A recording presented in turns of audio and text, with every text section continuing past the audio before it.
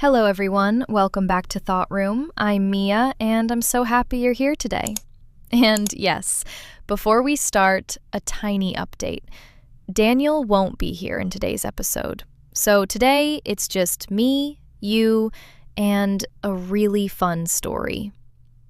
And I actually think you're going to enjoy this one because today's video is going to help you with two things at the same time: listening practice and shadowing practice in English. So while I'm telling you this story, I want you to listen carefully to the way I say things. The pronunciation, the rhythm, the emotion, the pauses. And if you want, you can pause after each part and repeat after me. That's exactly how shadowing works. And honestly, it's one of the best ways to sound more natural in English. So, are you ready? Because today I'm going to tell you about the time I got lost in Italy and somehow ended up at a random wedding. Yes, I know. It already sounds ridiculous. The time I got lost in Italy and ended up at a wedding.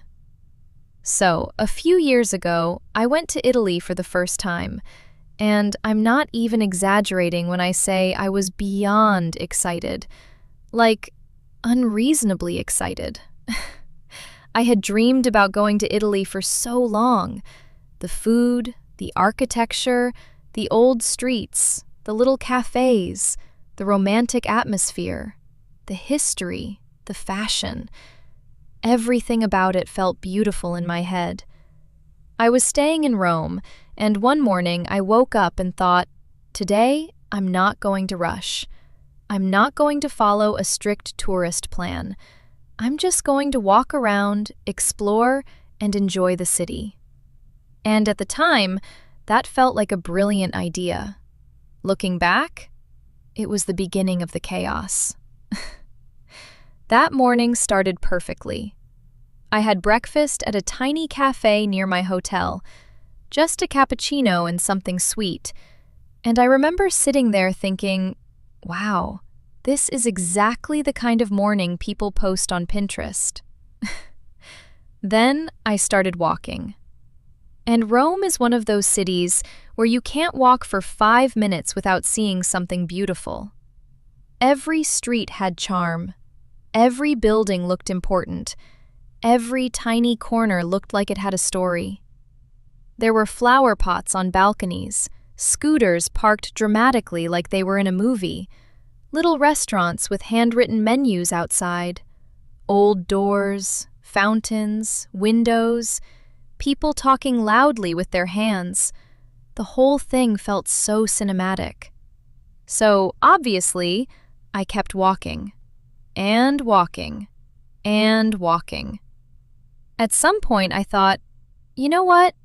I don't want to stay only in the touristy areas. I want to explore the quieter streets, too. I want to see the real side of Rome. And this is where I made a very important mistake. I got too confident. You know, when you're in a new city and at first you're careful, checking directions, paying attention, making sure you know where you are. And then, after a while, you start acting like you've lived there for 10 years? Yeah, that was me. I turned left into a smaller street. Then right. Then another right. Then I saw a cute little square and walked through that too. Then I found another street that looked interesting.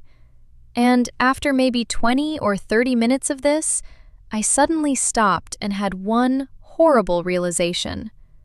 I had absolutely no idea where I was. None. Zero. Not even a little bit. I took out my phone to check the map. 4% battery. 4%. And I remember staring at my phone like, no, this is not happening. I didn't have a power bank. My charger was back at the hotel. And to make things even worse, and this is the part that still annoys me, I didn't even remember the exact name of the hotel. Because of course, in my mind, I had thought, It's fine. I'll remember it. I did not remember it. Not the hotel name, not the street name, not the nearest metro stop, not even a proper landmark. At that moment, I was trying really hard not to panic. You know that feeling when you're telling yourself to stay calm, but internally your brain is already screaming? That was me. On the outside, I was like, "It's okay, Mia. Relax. Be calm. Be smart." On the inside, it was more like, "Congratulations. You came to Italy to eat pasta and take cute photos, and now you may live here forever." So I kept walking, hoping I'd recognize something. I didn't. Instead, I somehow ended up in a quieter neighborhood with fewer tourists, fewer shops, and streets that looked completely unfamiliar. And just when I was starting to think, okay, this is actually getting a little serious, I heard music. Soft music. Live music, I think. And because I clearly make excellent decisions when I'm lost in foreign countries, I decided to follow the sound. And because I clearly make excellent decisions when I'm lost in foreign countries, I decided to follow the sound.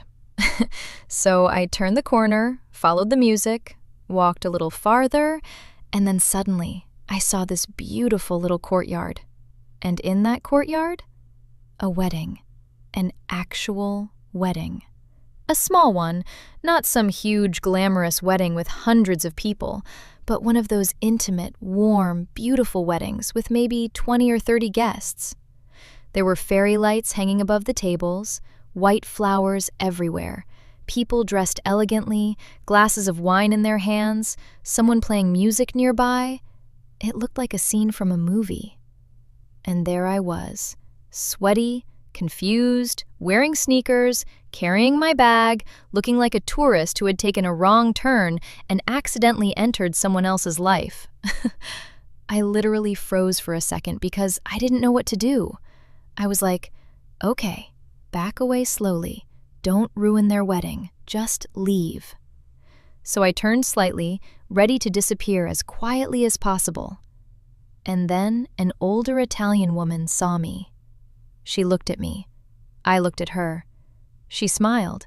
Then she said something in Italian, very warmly, very quickly, and of course I understood absolutely nothing. So I gave her the most awkward smile ever and said, "Sorry, I'm lost." And I swear, the second I said that, her face lit up. Not with concern, with excitement. She walked over to me, held my hand, and in broken English said, "Lost? First, you eat." And honestly, that might be one of my favorite sentences anyone has ever said to me. Before I could explain anything, she was already guiding me toward one of the tables. Like I had no say in the matter, like this was no longer my decision. And just like that, I was sitting at a stranger's wedding in Italy. I still don't fully understand how it happened so fast. One minute I was wandering around Rome with a dying phone battery, trying not to panic. And the next minute, someone was putting food on my plate and asking if I wanted bread. Now, let me tell you something. The food? Absolutely incredible. There was fresh pasta, little pastries, bread, cheese, olives, tiny sandwiches, desserts, and every time I thought, okay, this is enough food, someone appeared with another plate.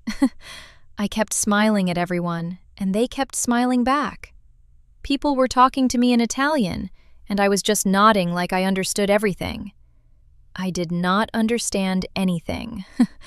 At one point, a younger woman came over to me. I think maybe she was the bride's cousin or friend, and luckily she spoke English. She smiled and asked, "So, who are you here with?" And that was the moment. The moment I had to explain why I was sitting at a wedding I had not been invited to. So I looked at her and said, "Okay, this is going to sound very strange, but I'm actually not a guest. I got lost, I heard music, I followed it, and then an Italian woman decided I needed food, and basically adopted me for the evening. She just stared at me for 2 seconds, and then she burst out laughing. Not polite laughing, not cute little laughing, I mean full, uncontrollable, can't even speak laughing. And honestly, I couldn't even blame her, because once I heard myself say it out loud, I realized how insane it sounded. Then she said, "Honestly, this is the most Italian thing that could happen to a tourist." And weirdly enough, after that, everybody seemed even more welcoming. People started asking me where I was from, whether I liked Italy, whether I was traveling alone, whether I liked the food. Someone brought me cake. Someone else offered me another dessert. An older man raised his glass at me like we were old family friends. And for about an hour, I completely forgot that I had been stressed. I forgot about the dead battery. I forgot that I was lost. I forgot that technically I had no idea what I was doing there. I was just enjoying the moment. And honestly, that's probably my favorite part of the story. Not the chaos, not the stress, not even the fact that I accidentally ended up at a wedding. My favorite part is that these people could have looked at me and thought, "Why is this random girl here?" But instead, they made me feel welcome. They included me. They fed me. They laughed with me. They treated me kindly. And when you're in another country, especially alone, that kind of warmth stays with you. Eventually, the girl who spoke English asked me where I was staying. I tried to explain, but honestly, my description was useless. I said things like, "There's a gelato place near it. I think there's a church somewhere nearby. And maybe a fountain?" Which, if you know Rome, is basically like saying, "I'm staying somewhere in Rome," because that describes half the city. But somehow, and I still don't know how, she managed to figure out the general area. She asked me a few more questions, called a taxi for me, explained everything to the driver, and even wrote the hotel name down for me so I wouldn't forget it again. Honestly, she saved me. And before I left, the older woman, the one who had first seen me standing there looking lost and confused, gave me a hug and kissed me on both cheeks like I was family. And I remember sitting in the taxi afterward thinking, I got lost in a foreign city, and somehow the result was pasta, cake, and a wedding I was never invited to. And honestly, that feels very Italy. That whole day taught me 2 important lessons. Lesson number 1, always carry a portable charger. Always. No exceptions. And lesson number 2, some of the best travel memories come from the moments you never plan. You can make a perfect itinerary. You can save every restaurant. You can organize every hour of your day. You can plan everything down to the minute. But sometimes the moments you remember forever are the completely unexpected ones. The wrong turn, the strange coincidence, the people you never thought you'd meet, the conversation you didn't plan to have, the place you found by accident.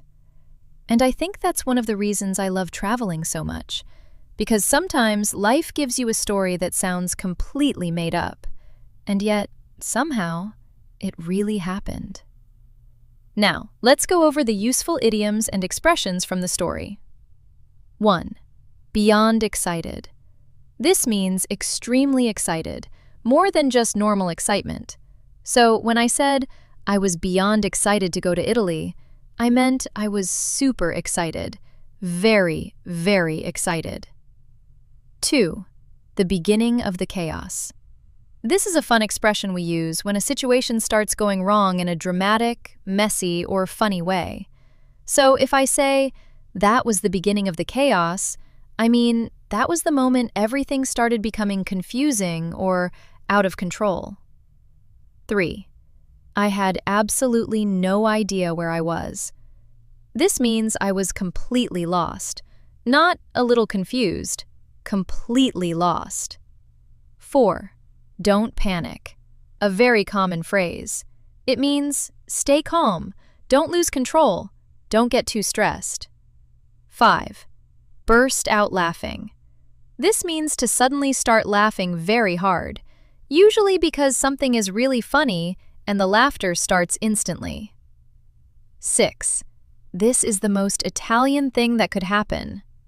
This isn't a fixed idiom exactly, but it's a very natural expression. It means something feels very typical of Italian culture or personality: warm, spontaneous, social, generous, emotional. 7. I completely forgot. This means something left your mind entirely for a moment. You didn't remember it at all. 8. The best memories are the ones you never plan. Again, this is more of a natural expression than a strict idiom, but it means that unexpected moments are often the most special and memorable ones. 9. Down to the minute. This means planned very carefully in every tiny detail. So if your trip is planned down to the minute, everything is organized very precisely. 10. Sounds too strange to be true. This means something sounds so weird, surprising, or unbelievable that it feels fake, even though it actually happened. Thank you so much for being here with me today. I hope you enjoyed this story, and I hope it made your English practice a little more fun. If you want, in the next video, I can tell you another English story for listening and shadowing practice. Maybe something awkward, funny, mysterious, romantic, or travel-related. Until then, take care of yourself, keep practicing, and I'll see you in the next episode of Thought Room. Bye, everyone!